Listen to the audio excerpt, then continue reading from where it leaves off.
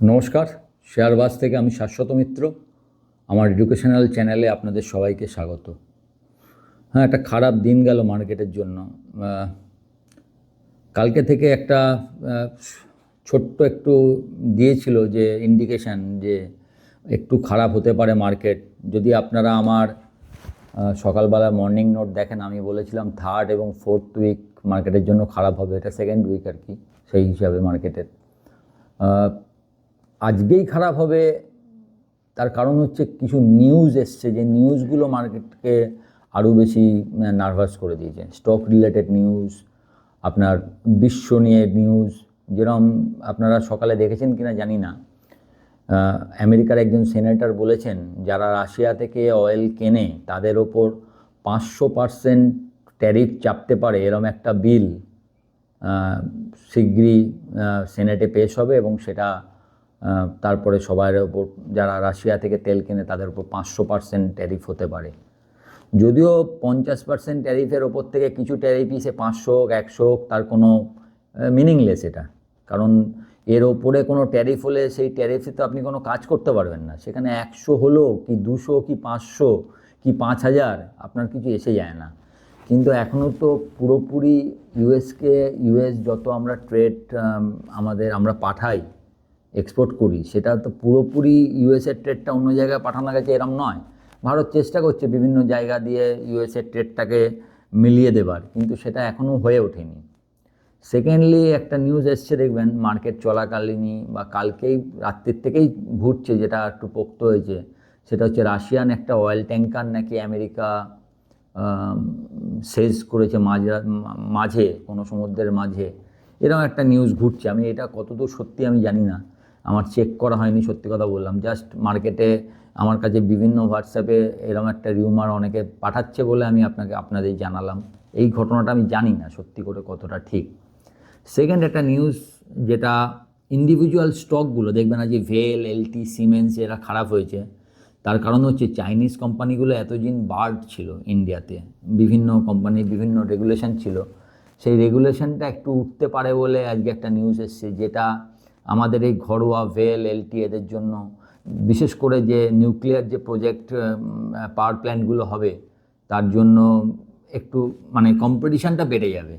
তো মার্কেট আগে থেকেই সব ঠিক করে যে কম্পিটিশান কি হবে না হবে।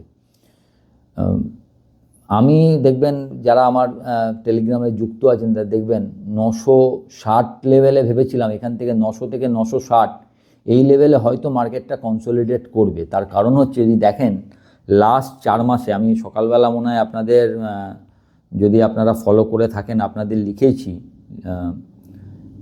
জাস্ট এ মিনিট, ফিগারটা মনে নেই, ফিগারটা দেখে আপনাকে বলছি।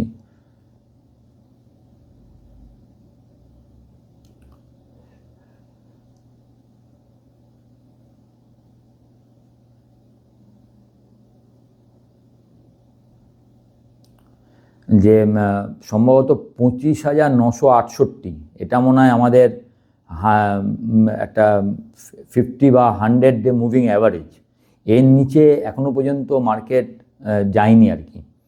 তো আশা ছিল যে ওই মুভিং অ্যাভারেজটাকে মার্কেট মেনটেন করবে। লাস্ট 4 মাসে আমরা ওর নিচে বন্ধ হইনি, ইন্টারডেতে গেছি আবার তার ওপরে গিয়ে বন্ধ হয়েছি, কিন্তু আজকে সেইটা ভেঙে প্রথমবার বন্ধ হলো, যে ইন্ডিকেশনটা ভালো নয়। তবে আজকে মেনলি মার্কেটটা ছিল নিউজ ড্রিভেন, তাই জন্য আপনাকে আজকের মার্কেটকে থেকে কালকে সকালে আরও পরিষ্কারভাবে আপনি বুঝতে পারবেন যে মার্কেট কি ভাবছে। অ্যাকচুয়ালি কী হয়, একটা প্যানিক ক্রিয়েট হয়। দেখবেন একসঙ্গে সকালবেলা একটা কথা লিখেছিলাম যে হঠাৎ করে ডলার ইন্ডেক্স বাড়ছে, this is not good for equity market and metal, base metal বা জন্য ভালো না ডলার বাড়াটা। সকালেই লিখেছি 98.73 হয়েছিল ডলার ইন্ডেক্স। ডলার ইন্ডেক্স 100-র ওপরে গেলে আমার আশা ছিল হয়তো মার্কেট একটু আগে থেকে প্রিএম্প্ট করে আগে থেকে কারেকশানটা নিল। ইকুইটি মার্কেটের জন্য ডলার ইন্ডেক্স বাড়াটা একটা নেগেটিভ সাইন বলে এখনও পর্যন্ত মনে করা হয়, যদিও আমরা আস্তে আস্তে সবই চেঞ্জ করছি। যেরকম আগে ভালো ভাবা হতো ইকুইটি খারাপ হলে গোল্ড সিলভার বাড়বে, আজকে দেখুন gold, silver, equity, base metal সব একসঙ্গে পড়ছে। তো পরিবর্তিত পরিস্থিতি এবং তার সঙ্গে আপনাকে মানিয়ে চলতে হবে। বেস মেটাল অনেক দিন ধরে বলছি যে বেস মেটালে একটা কারেকশান প্রয়োজন, হচ্ছিল না, অনেক দিন পরে হলো। আমরা অনেক দিন আগে থেকেই কেনাটা বন্ধ রেখেছি, কারণ মনে হচ্ছিল দামটা এমন একটা জায়গায় যাচ্ছে। অনেক আগে থেকে, অন্ততপক্ষে দেখবেন 1 সপ্তাহ আগে থেকে মনে হয় আপনাদের বলছি বেস মেটাল, বা 1 বা 1.5 সপ্তাহ আগে থেকে সম্ভবত, যে বেস মেটালের দামটা একটু বেশি বেড়ে গেছে। এবং এখন ব্যাপার হচ্ছে কি, কোনো সেক্টর যখন বুল রানে চলে, আপনি যেখানে মনে করছেন এটা ভালো, মানে বেশ বেড়েছে, সেখান থেকে আরও অনেকটাই বাড়তে পারে। একইভাবে কোনো সেক্টর যখন বিয়ার রানে চলে, আপনি যখন বলবেন এটা খুব ভালো দামে এসে গেছে, তার থেকে অনেক নিচে যেতে পারে। যেরকম ক্রুড, আমি ভাবছি হয়তো ক্রুড যে দামে এসছে সেটা ভালো দাম, এখান থেকে হয়তো ক্রুডের দাম বাড়বে, দেখা গেলো হয়তো ক্রুড আরও নিচে এলো, হতেই পারে। ভ্যালুয়েশন আর কি ঠিক হবার আগে এরম বিয়ার মার্কেট হলে বেশি নিচে চলে যাওয়া, বা বুল রানে আরও ওপরে যেটা আপনি ভাবছেন তার থেকে আরও হয়তো 20-25% ওপরে হাই করাটা কোনো নতুন কথা না, এটা অনেক সময় হয়ে গেছে। ভ্যালুয়েশন তখন কিন্তু আপনাকে আপনার মতো করে করতে হবে। যাই হোক, একটা কারেকশান এসছে, এখন দেখা যাক এই কারেকশানটা চলবে নাকি এটা এখানেই থেমে গিয়ে আবার ওপর দিকে যাত্রা আছে। যদিও আজকে আইসিআইসিআই ডাইরেক্ট সম্ভবত সিলভার নিয়ে খুব বড় প্রেডিকশান দিয়েছে এবং অনেকেই অবাক হয়ে গেছে। সিলভার তাদের টার্গেট হচ্ছে 1,65,000, চলছে প্রায় 2,50,000, বলছে 1,65,000 থেকে 1,75,000 তাদের সিলভারের টার্গেট, মানে সিলভারকে তারা অনেকটা নিচে ভাবছে। দেখবেন 82 পয়েন্ট যেটা করেছে সেটা প্রায় একটা ডবল টপের মতো করেছে। এটা আমি আগে বলেছিলাম যে এত ভোলাটিলিটি দেখবেন না, সপ্তাহখানেক আগে যখন প্রথমবার করে নিচে এলো $70-72 অবধি, বলেছিলাম এটা যদি না পেরোয় তাহলে হয়তো সিলভার আর একটু নিচে যেতে পারে, কিন্তু সেটা পেরিয়েছে। আমি না, কিন্তু পেরোলেও বেশি পেরোতে পারিনি, মানে বলেছিলাম যদি $83-84 ওপরে চলে, সেটা আর চলেনি। ওইটাই সামান্য পেরিয়ে ডবল টপ মতো করে আবার সিলভার নিচে যাচ্ছে, গোল্ডও একটু নিচে এসছে। আর বেস মেটাল তো দেখেছেন সবই 3-4% করে পড়েছে, এবং বেড়েছিল যখন প্রচণ্ড বেড়েছিল। এই পড়াটা স্বাভাবিক। এখন এই পড়াটা সাধারণত কী হয়, মেটাল সাইক্লিক, মানে যখন বাড়ে তো বাড়তেই থাকে, আবার যখন পড়ে বেশ কিছুটা কারেকশান নেয়, 10-20%-এর মধ্যে সাধারণত দেখা গেছে। এখন এটা কি ওয়ান অফ ডে কারেকশান? আজকে এত প্যানিক চারদিকে মার্কেটে, বিভিন্ন খবর সেটা মার্কেটকে উইক করে দিয়েছে, নাকি এইটা শুরু সবে কারেকশানের, সেইটা আমাদের দেখার। এখন বিশ্ব মার্কেটের পরিস্থিতি যেভাবে ট্রাম্প বিভিন্ন দেশের ওপর আগ্রাসন দেখাচ্ছেন, এবং যদি এটা রাশিয়ান অয়েল ট্যাঙ্কারের ব্যাপারটা হয়, সেখানে রাশিয়া, চীন, উত্তর কোরিয়া, এই যে অক্ষটা, এটাকে হঠাৎ করে কোনো ড্রাস্টিক স্টেপ নেবে কি না, হয়তো এটা নিয়েও মার্কেট ভয় পেয়েছে। বাজার তো ডাও দেখেছেন আগের দিন একটু কারেক্টিভ হয়েছে, প্লাস প্রতিটা দেশকেই হুমকি দিচ্ছে আপনার ট্রাম্প সাহেব। আপনি দেখেছেন হয়তো ম্যাক্রোকে নিয়ে একটা ভিডিও বাজারে ঘুরছে, যে ফ্রান্সের মতো দেশ, ওয়ান অফ দ্য মানে সবচেয়ে ওয়ান অফ দ্য শক্তিধর দেশের মধ্যে একটা, তাকে নিয়েও, তার প্রেসিডেন্টকে নিয়েও উনি মকিং করছেন। সুতরাং একটা এমন একটা এইভাবে তো দেখতে, কূটনীতিটাকে কখনো এইভাবে খোলাখুলিভাবে একটা প্রেসিডেন্ট আরেকজন প্রেসিডেন্টকে মক করছেন, এটা তো আমরা দেখতে অভ্যস্ত নই। ফলে এটা একটা কি বলবো, একটা অন্য ধরনের ওয়ার্ল্ড অর্ডার, যে ওয়ার্ল্ড অর্ডারে একজনই সব কিছু করবে, বাকিরা, এখন সেই বাকিরা কতক্ষণ চুপ থাকে, না বাকিরাও সম্মিলিত হয়ে কিছু করার চেষ্টা করে, তার উপরে নির্ভর করবে যে ওয়ার্ল্ড অর্ডারটা কীভাবে সেট হয়। এবং আপনারা জানেন যে এতদিন যদি আপনি কূটনীতি দেখে থাকেন, চায়না খুব একটা কাউকে পাত্তা দেয় না মোটামুটি, যেহেতু নিজের ইচ্ছাতেই চলে এখন। এবং এদের ভৌগোলিক দূরত্ব, চায়না ইন্ডিয়ার সঙ্গে আমেরিকার ভৌগোলিক দূরত্ব এতটাই বেশি যে সেখানে কিছু করার আগে আমেরিকাকেও ভাবতে হবে, চায়নাকেও ভাবতে হবে।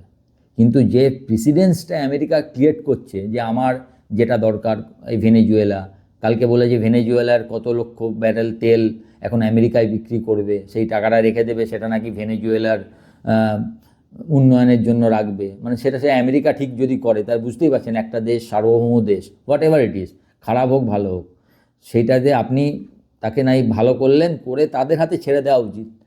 এখন এরম নানা রকম চলছে আর কি, তো মার্কেটও কনফিউজ। তো আজকে আমার যেটা দেখে মনে হচ্ছে প্যানিক গ্রিপস, এটা প্যানিক গ্রিপ, কিন্তু আপনাদের কাছে গোল গোল জায়গাটা রাখবেন 25,700, ওটা কিন্তু এত দিন ধরে ওটা আমাদের সাপোর্ট দিয়েছে। তাই কোনো কারণে কালকে পরে যদি ওটা ভাঙে, সেক্ষেত্রে কিন্তু মার্কেটে ফল আছে, সেক্ষেত্রে মার্কেট তখন কিন্তু প্যানিক আরও বেশি বেড়ে যাবে। এইটা বেশি ভাববেন না, 268 পয়েন্ট একদিন, যতক্ষণ না 700 ভাঙছে, অল আর রানিং কারেকশান। তাই ধরতে হবে। কারণ আপনি এখনও হাই থেকে মাত্র কত নিচে, 876 মনে হয় বন্ধ হয়েছে, হার্ডলি 1.5% নিচে এবার হাই থেকে।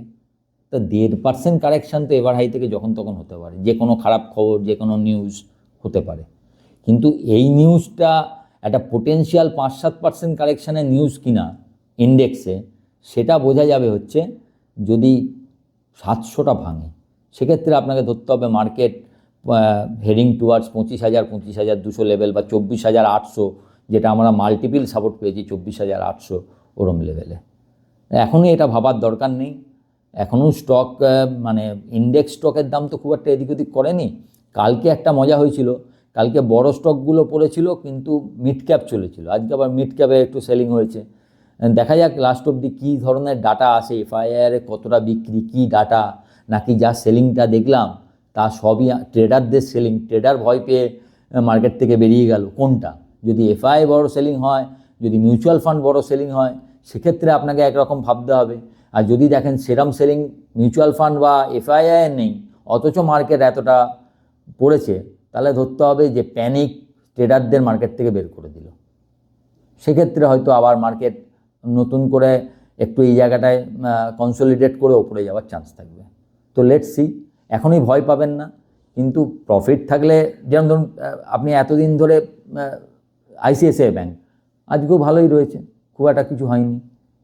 তো বিভিন্ন মেনলি দুটো শেয়ারের জন্য মার্কেট এই দেখছেন, একটা হচ্ছে রিলায়েন্স 1480, যেটা দেখতেই পাচ্ছেন যে ইরান যদি আবার হয়, ইরানে চাবার পোর্ট মনে হয় রিলায়েন্স ব্যবহার করে, ভেনেজুয়েলার তেল রিলায়েন্স ব্যবহার করে, সবই রিলায়েন্সের পক্ষে নেগেটিভ হয়েছে। আর একটা হচ্ছে এইচডিএফসি ব্যাঙ্ক, যদিও এইচডিএফসি ব্যাঙ্ক আজকে কিছুটা স্থিতি হওয়ার চেষ্টা করেছে। লেটস সি, এখনই তবে 25,700 টাকায় মাথায় রাখবেন। কালকের মার্কেটটা আপনাকে অনেক কিছু বলে দেবে কোন দিকে মার্কেট যেতে পারে। ভালো থাকবেন, নমস্কার।